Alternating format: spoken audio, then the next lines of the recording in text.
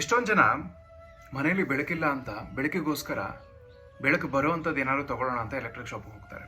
ಅಲ್ಲಿ incandescent bulb ಮತ್ತು tube light ಇರುತ್ತೆ, ಎರಡನ್ನೂ ಕಂಪೇರ್ ಮಾಡ್ತಾರೆ. ಇನ್ಕ್ಯಾಂಡಿಸೆಂಟ್ ಬಲ್ಬ್ 15 ರೂಪಾಯಿ 20 ರೂಪಾಯಿಗೆ ಸಿಕ್ಬಿಡುತ್ತೆ, ಟ್ಯೂಬ್ಲೈಟ್ಗೆ ಯಾವ 150 ರೂಪಾಯಿ 200 ರೂಪಾಯಿ ಕೊಡ್ತಾನೆ ಅಂತ ಅದನ್ನು ತೊಗೊಳ್ತಾರೆ. ತೊಗೊಂಬಂದು ಮನೆಗೆ ಹಾಕ್ತಾರೆ. 15 ರೂಪಾಯಿ 20 ರೂಪಾಯಿಗೆ ಮನೆಗೆ ಬೆಳಕು ಬಂತು ಅಂತ ಅಂದ್ಕೊಳ್ತಾರೆ. ಏನು ಅವ್ರು ಅರ್ಥ ಮಾಡ್ಕೊಳ್ಳಲ್ಲ ಅಂತಂದರೆ, ಇನ್ಕ್ಯಾಂಡಿಸೆಂಟ್ ಬಲ್ಬ್ ಎಷ್ಟು ಚೀಪ್ ಇರುತ್ತೋ ಹೋಗ್ತಾ ಹೋಗ್ತಾ ಅದರದ್ದು ಎಲೆಕ್ಟ್ರಿಸಿಟಿ ಬಿಲ್ ಅಷ್ಟೇ ಜಾಸ್ತಿ ಬರುತ್ತೆ, ಅಷ್ಟೇ ಎಲೆಕ್ಟ್ರಿಸಿಟಿ ತಿನ್ನುತ್ತೆ. ಅದೇ ಟ್ಯೂಬ್ಲೈಟು ಸ್ಟಾರ್ಟಿಂಗಲ್ಲಿ ಸ್ವಲ್ಪ ಜಾಸ್ತಿ ಕೊಟ್ಬಿಟ್ರೆ ಆಮೇಲೆ ಎಲೆಕ್ಟ್ರಿಸಿಟಿ ಬಿಲ್ಲಲ್ಲೇ ಆ ದುಡ್ಡು ಸೇವ್ ಆಗಿ ನಮಗೆ ವಾಪಸ್ ಬಂದು ಇನ್ನೂ ಲಾಭನೇ ಆಗುತ್ತೆ ಬಲ್ಬ್ ಕಂಪೇರ್ ಮಾಡಿದ್ರೆ. ಆದರೆ ಆ ದೂರದೃಷ್ಟಿಲಿ ಏನಾಗುತ್ತೆ ಅನ್ನೋದನ್ನ ಯಾರೂ ಚೆಕ್ ಮಾಡೋದಿಲ್ಲ.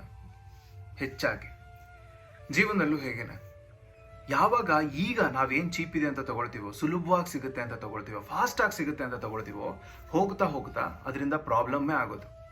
ಫಾಸ್ಟ್ ಫುಡ್ ಆಗಿರ್ಬೋದು, ಆರೋಗ್ಯ ಹಾಳಾಗುತ್ತೆ. ಸರಿಯಾಗಿ ಯೋಚನೆ ಮಾಡಿದೆ ರಿಲೇಷನ್ಶಿಪ್ಪಿಗೆ ಸಿಕ್ತು ಅಂತ ಜಂಪ್ ಮಾಡೋದಾಗಿರ್ಬೋದು, ಅದರಿಂದ ನೋವು ಅನುಭವಿಸ್ಬೇಕಾಗತ್ತೆ. ಬೇರೆ ಕೆಲಸಗಳಾಗಿರ್ಬೋದು, ಈ ಸಂದರ್ಭದಲ್ಲಿ ಆರಾಮಾಗಿದೆ, ಈಸಿಯಾಗಿದೆ, ಇದನ್ನು ಮಾಡ್ಕೊಂಬಿಡೋಣ ಅಂತ ಆಗ್ಬೋದು. ಅದರಲ್ಲೂ ಅಷ್ಟೇ, ಇವಾಗ ನೀವು ಸುಲಭವಾಗಿ ಬದುಕೋ ಪ್ರಯತ್ನ ಮಾಡಿದ್ರೆ ಮುಂದೆ ಕಷ್ಟದಲ್ಲಿ ಬದುಕಬೇಕಾಗತ್ತೆ. ಅದೇ ಈಗ ಕಷ್ಟಪಟ್ಟು ಬದುಕೋ ಪ್ರಯತ್ನ ಮಾಡಿದ್ರೆ ಮುಂದೆ ಸುಲಭವಾಗಿ ಆರಾಮಾಗಿ ಬದುಕ್ಬೋದು. ಯೋಚನೆ ಮಾಡಿ.